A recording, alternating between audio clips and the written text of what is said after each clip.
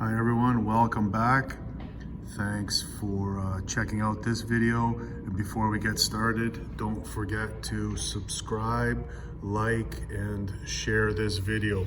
And if you guys have any other suggestions, things you'd like to see or talk about, put it in the comments and we go from there.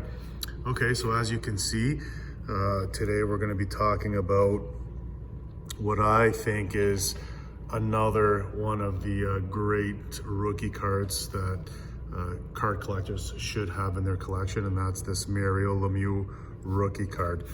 So you can see I have it blocked off here, and we'll save that for towards the end of the video. But we're going to be talking about the Mario Lemieux rookie card and grading, and this one in particular, this one being graded.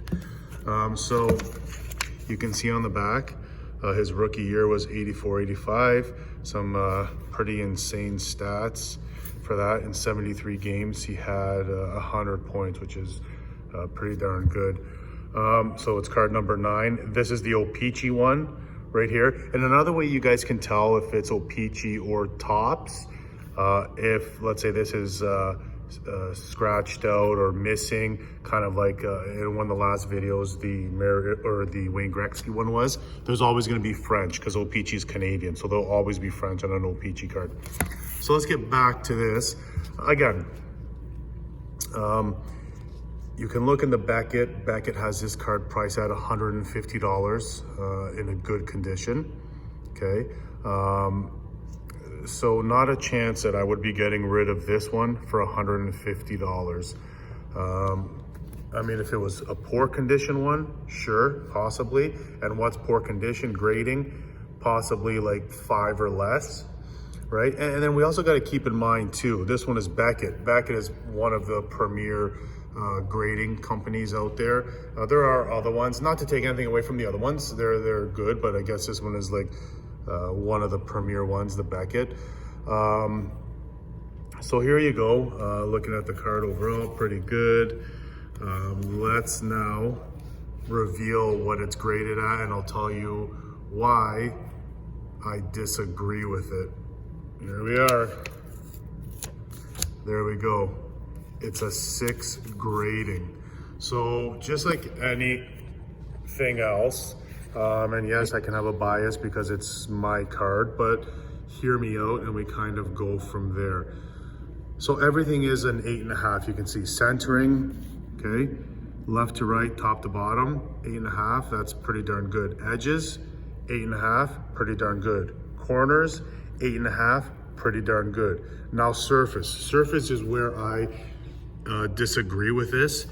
So the surface of the card was mint, except for, now if you look in this edge of the card, see how you can see those slight little discoloration in there? Well, that was right from the ink when it was printed. And again, it kind of looks a little bit maybe worse on camera than it is in real life. But everything else is a solid 8.5 for sure. I don't want to say more because I've never really seen a 9 or a 10, what they consider a 9 or a 10 in this card. But 8.5, I agree with. The 5, I definitely disagree with. Underneath the plastic, the surface was mint, no scratches, the proper gloss, etc. Other than that slight discoloration. Not to give it a 5. Again, I'm no professional card grader, and there could be other card graders out there looking at this saying, yeah, no, for sure that's a 5. But I would have at least gone maybe a 6-ish. Anyways, I'm not gonna sit here and split hairs. It is what it is.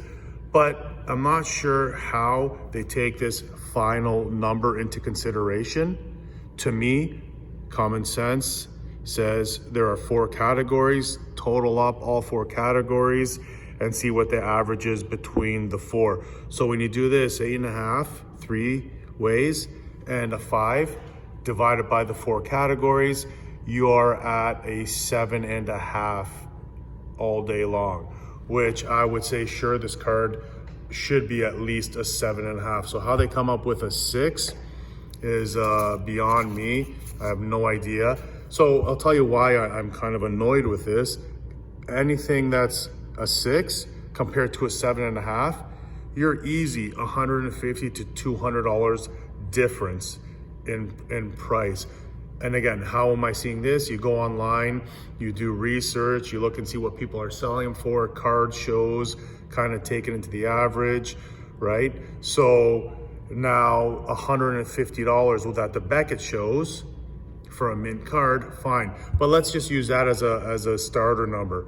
So from a 6 to a 7.5, as I said, anywhere $150 to $200 difference. So now we're adding the 150 onto a Beckett, so 300. All right, now we're talking. Sure, I would definitely let this card go for 300, and then I would upgrade, pay a little bit more, and go for a higher graded card. But anyways, as I said, I'm no professional card grader. I'm just putting in my 2 cents if it matters to any of you. But there you go. This is another one that I think everyone should have in their collection if you are a true card collector. Mario Lemieux rookie card, one of the best of all times. Okay, there you go. Thanks, you guys. Again, don't forget to share, like, and subscribe.